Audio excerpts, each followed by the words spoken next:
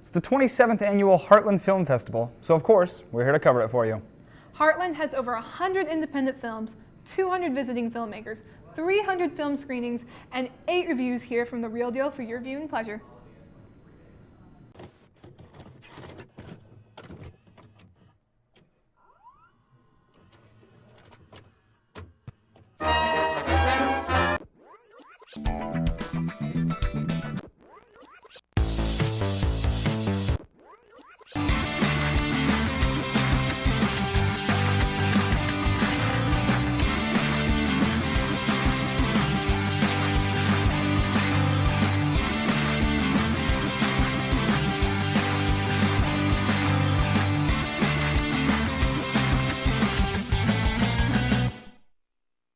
Welcome back to The Real Deal, Ball State's premier entertainment news show.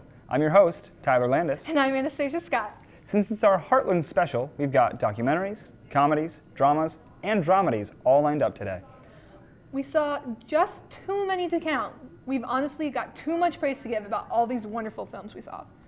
I saw River Runs Red, Palace, Mr. Soul, and Zion.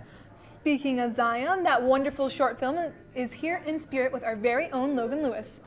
As we all know, the Heartland Film Festival is a wonderful place for movies of all kinds to be seen at before hitting the national market. One type of film that seems to be overlooked, however, is the short film. Short films are an immensely important part of the film industry. While not popular, some of the best films I've ever seen are short films, and the one I'll be talking about today is no different. Zion is a documentary short that follows Zion Clark, a young amateur wrestler who was born without legs. Zion has faced adversity since birth. Along with his disability, he was given up for adoption by his biological mother and wasn't adopted until he was 16 years old. Before being adopted, Zion bounced between 7 and 8 foster homes and was even beaten and starved. His saving grace, along with his adopted mother, was wrestling. His adversity didn't stop once he started wrestling, however. He would often be teased or bullied by other wrestlers from other schools due to his disability. They had to develop a special wrestling technique for Zion due to his lack of a lower body. Zion flourished on the mat. He never stopped working and eventually made it to the state finals. While not being able to take home the state championship, he was still given a standing ovation after the match, and his coach lifted Zion up in the air to show him that he didn't fail. This film is absolutely fantastic. The atmosphere made by the lighting, the music, and the sound design was perfect. The emotion of the piece was elevated incredibly by that atmosphere. The progression and pace of the film was immaculate. I didn't once feel that the film was dragging or rushing, and the story was told in a way that was easily understandable. This is a perfect story of rising through adversity. Being born without a lower body and having no family for most of your youth seems seemingly impossible odds to overcome. But Zion flourished and is still flourishing. I commend Floyd Russ, the director of this piece, for capturing Zion's struggle in such a heartfelt way. I teared up at the end of the film and had to gather myself before doing anything else. This film gets a 5 out of 5 from me. And lucky for you, it is on Netflix, so you can watch it right now, and I urge you to do so. This was a beautiful piece to watch and deserves immense recognition. That's my review of Zion. I'm Logan Lewis, and I'll see you next time. Thank you, Logan, for that heartwarming review of Zion. Well, I know that when Logan gives a 5 out of 5, I have to see it. Speaking of must-sees, have you seen Green Book? Doesn't it have Linda Cardellini, Viggo Mortensen, and Mahershala Ali? It does. In fact, it has some major Oscar buzz after the Toronto International Film Festival and Heartland. Great. We've got our Oscar specialist, Nathan Richard, to give us thoughts on Green Book. Take it away, Nathan. Every year at Heartland, they tend to play one or two of the big awards movies. In 2015, they played Room. In 2016, they played Lion. Last year, they played The Florida Project. And this year, they played 2 of the biggest films this awards season. One being Joel Edgerton's gay conversion therapy drama, Boy Erased, and the other being Peter Farrelly's road trip dramedy, Green Book, which just last month won the Audience Award at the Toronto International Film Festival. I asked a friend of mine who attended TIFF and saw both films about which film I should see, and he, without hesitation, said that I would love Green Book. And he was absolutely right. Green Book is without a doubt one of the most heartfelt, warm, uplifting, and best films I have seen this year. The film is set in the early 60s and follows Tony Lip, played by Viggo Mortensen, an Italian bouncer at a New York nightclub who, when the nightclub is closed for refurbishments, is hired to chauffeur for wealthy black pianist Don Shirley, played by Oscar winner Mahershala Ali, on his tour through the Deep South, and they soon form a close friendship. The chemistry between Mortensen and Ali is impeccable. They play off each other so well that it really helps the film be as charming as it is. I can easily see both of the actors landing Oscar nominations when the time comes. And I would go as far to say that I think it's very possible that Ali will land his second Oscar win for his work here. Linda Cardellini doesn't get as much screen time as her two co-stars, but she really gives a great performance in the scene she's in, and she delivers probably the best line in the whole movie. Another thing that I loved about this movie is how old-fashioned it feels. I was shocked that Peter Farrelly, the co-director of comedies such as Dumb and Dumber and There's Something About Mary, was able to make the film feel like both a classic road trip movie and a film by Frank Capra. There are also some scenes, especially towards the end, that felt very reminiscent of my favorite comedy of all time, Planes, Trains, and Automobiles. Some people may complain that the film is too sappy or cliche, but honestly, through and through, Green Book is the very definition of a crowd pleaser.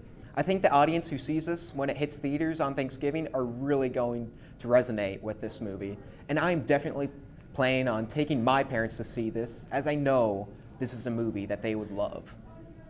All in all, Green Book is absolutely one of my favorite movies I've seen this year, and I highly recommend checking it out when it comes out.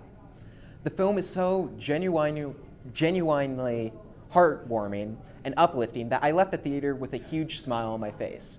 And I'm not going to lie, I did tear up a bit during the ending scene. I'm going to give Green Book 4.5 stars out of 5. Until next time, I'm Nate Richard. Thank you, Nathan, for that great review. If you're sold on Green Book, keep an eye out on November 21st to see it for yourself. Check out the trailer if you can't wait until then for Green Book. The trailer definitely did it for me. Yeah, and it won't be the last time you hear about it from us. Stay tuned after the break for great films such as When Jeff Tried to Save the World and What Will People Say? We have a problem. Good. The identities of our serving agents have been exposed. The country is in a state of complete chaos. And the universe sends me you. Sir! Yes, all right, Buff. We're going on a mission, not a honeymoon. Yes, of course. Destination? South of France, sir. Arm the missile. They're just cyclists, sir. They're French cyclists, Buff, and they're obstructing Her Majesty's Secret Service. Skating like shit today, man. Looks cool to me. I'm Ruben. Stevie. How long you been friends with those guys? A couple months. They're really cool. They're so cute. They're like at the age before guys become dicks. You think you're pretty cool. You good? Your ghetto-ass friends. You're just a little kid.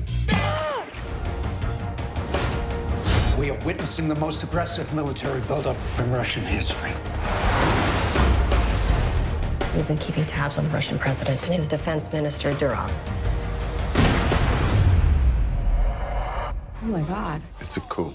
We're dealing with a single rogue minister. What if we could free President Zakharin? We rescue the Russian president. We need eyes and ears on the ground. Captain, waiting orders. We're going in with 4 of our boys and get 1 Russian president. We need a local navigator. With our next segment, we had the opportunity to learn about the film in front and behind the screen. We've had the honor to have an interview with director, writer, and producer Kendall Goldberg and actor John Heater from When Jeff Tried to Save the World. Watch out on our channel for the video of Logan Lewis having a great interview with them. Now, here's Abby Perry with a review of bowling in When Jeff Tried to Save the World. Kinda. Last week, I attended the Heartland Film Festival, and I loved every second of my experience. There are so many films out there that weren't made by the biggest producers in Hollywood or didn't feature the biggest actors out there. Those films can be the best around, though, and that is something that Heartland showed me. Today, I'm going to talk about a film that I saw called When Jeff Tried to Save the World. This movie is about a man named Jeff with a lot of intelligence. He was formerly a computer engineer, and his family still thinks he is. After developing severe anxiety and having kind of a mental break, he gets a job at a bowling alley and hides it from everyone. He now manages the bowling alley, and his day has structure, which is exactly what he needs. He also created a game there, which he plays every day.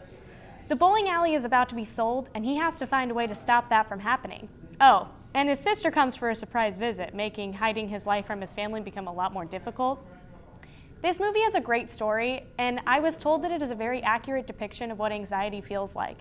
The viewer is put in Jeff's mind. You watch him wake up, come to work, turn on the lights, clean the whole place, play the game he created, and make coffee for his boss. When one of those things is left out, you know something is not right. This movie is also a great story about letting people in. Jeff's sister brings her friend, and the friend gives him someone to confide in. He then works on letting his sister in and finally letting his parents in.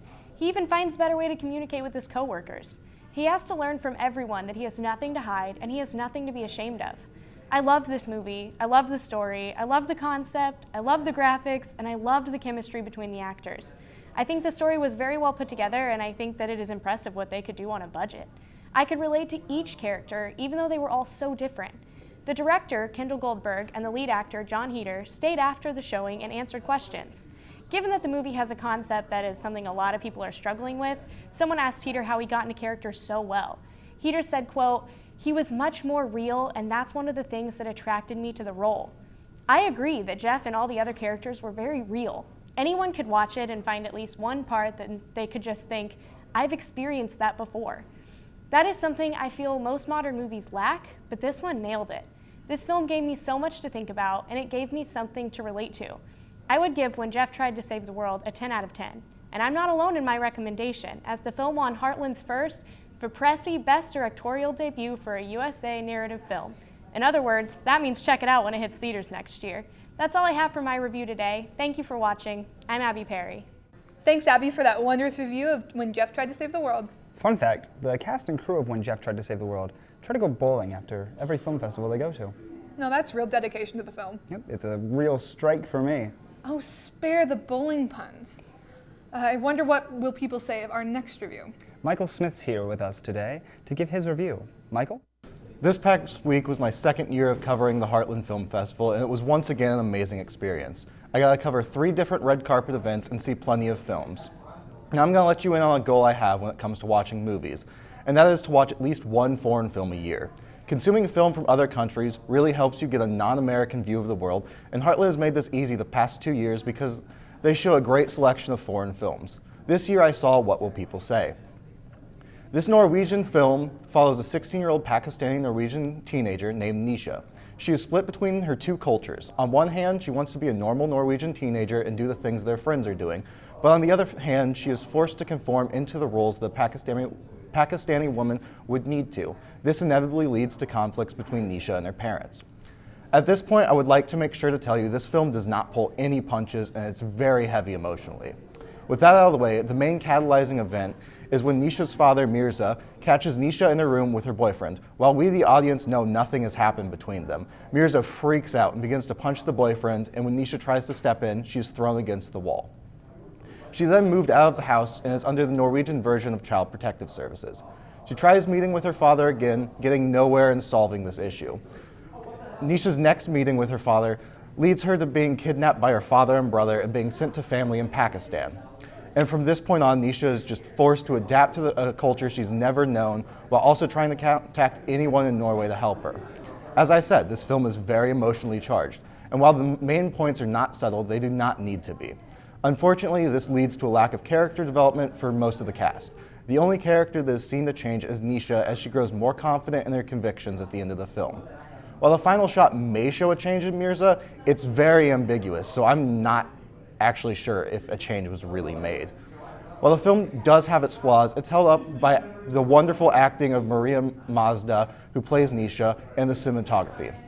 I would give this film a 4 out of 5 and would recommend it even with its emotional tone. And now finally, I'm going to issue a challenge to everyone.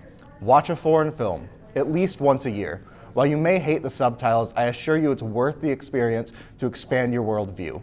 Film and other artistic media have the power to bring people together from different walks of life, and for most people to leave out foreign perspectives, it's a shame. And that's all I have for you today. I'm Michael Smith. Back to you, Anastasia. Thank you, Michael, for your segment. And it's time for our shameless plug. This week, check out Take 5 on horror movies featuring Anastasia, Devin, and Nate. See you after the break.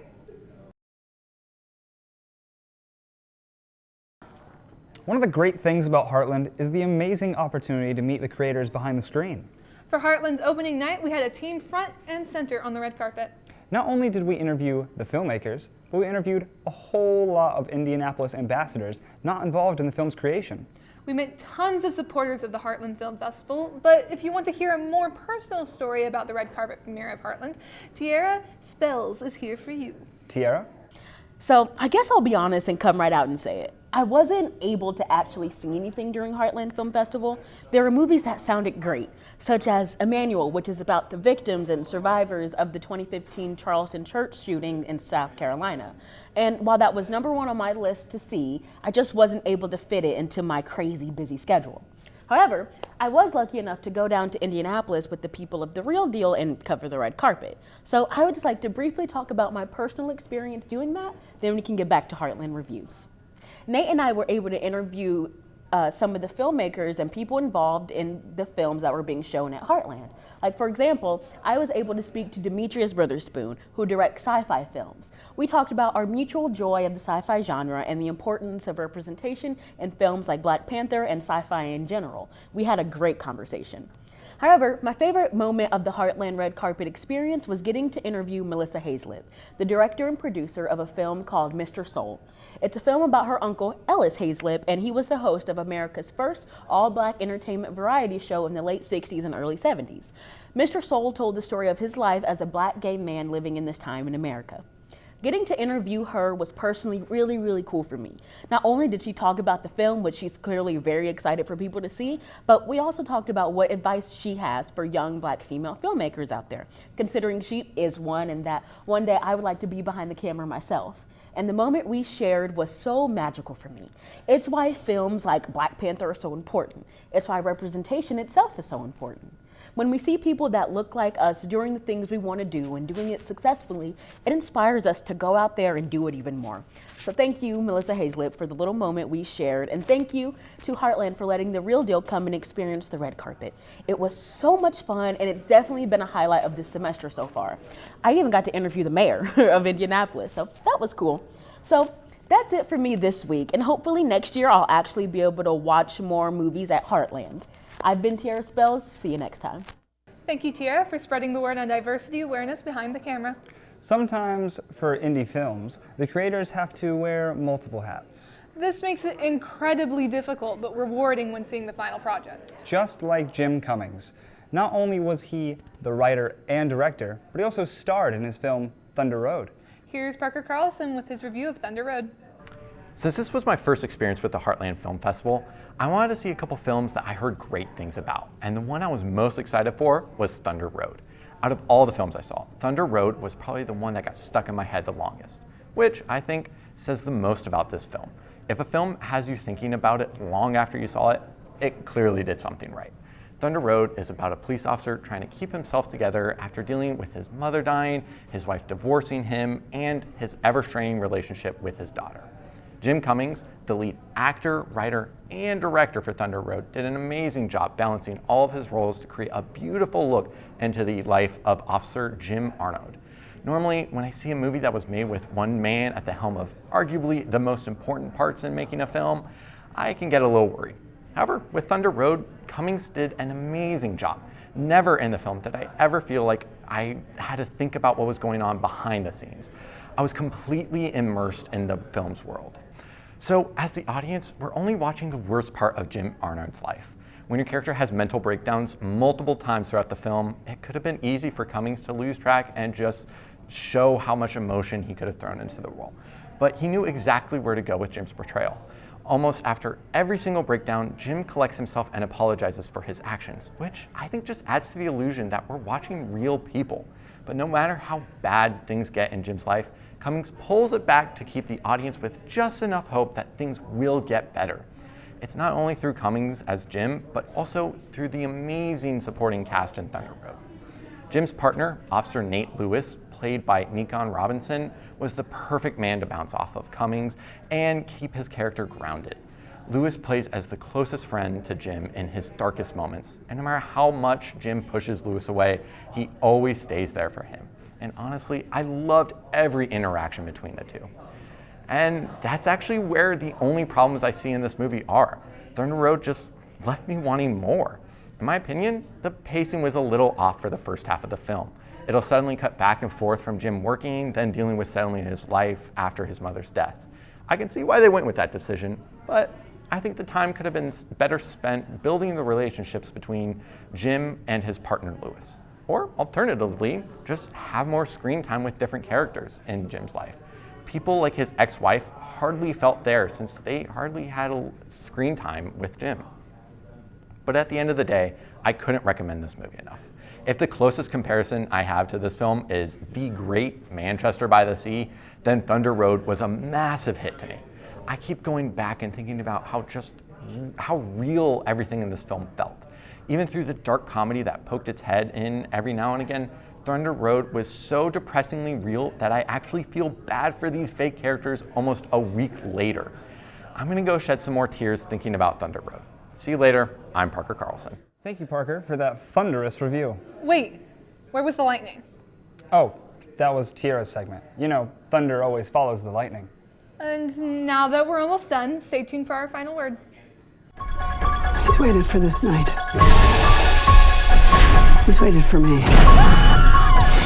I've waited for him. Get out! So long! Get inside! Hey, What? I just want to take another look at you.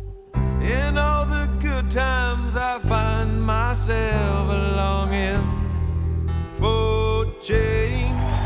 Here's what we're gonna do. We come sing that song that I love.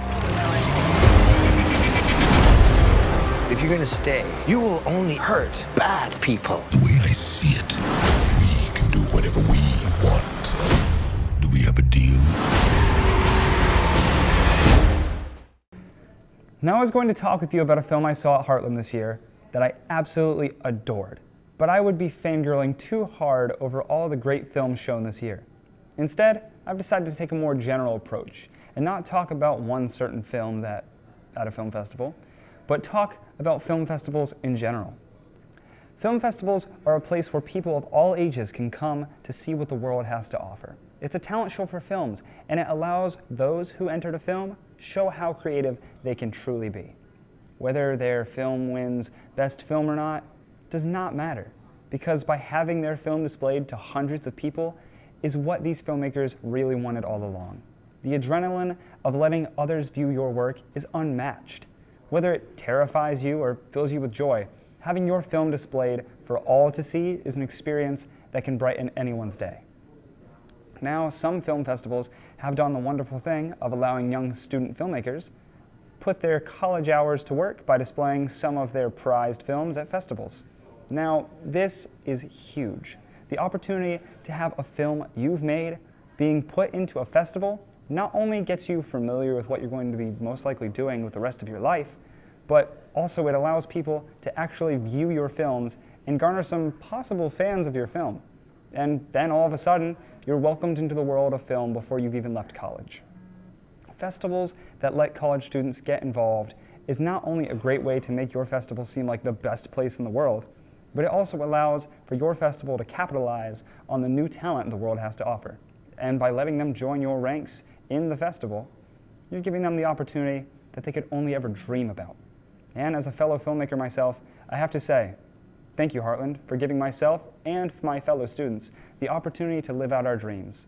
Now I'm going to kick on over to Anastasia, who'll be talking about a certain film that I found quite enjoyable. Anastasia? I sadly only got to see one film this year at Heartland, but man, was it a good one. I went to see Miss Arizona, which was directed, produced, written by Autumn McAlpin. This film follows Rose, a pageant queen turned trophy wife. Her marriage was on the rocks, mostly due to the fact her husband doesn't really care about her anymore, and she's starting to feel growing pains with her 10-year-old son acting like he's too old for her love. But when she's asked to go speak at a women's shelter and give some life advice to them, she jumps on the opportunity in the hopes to bring some meaning into her life and others. It turns out, however, that Rose is ill-prepared for the ensemble she meets. There's Maybelle, who is quite the manipulator and apparently has at least one felony.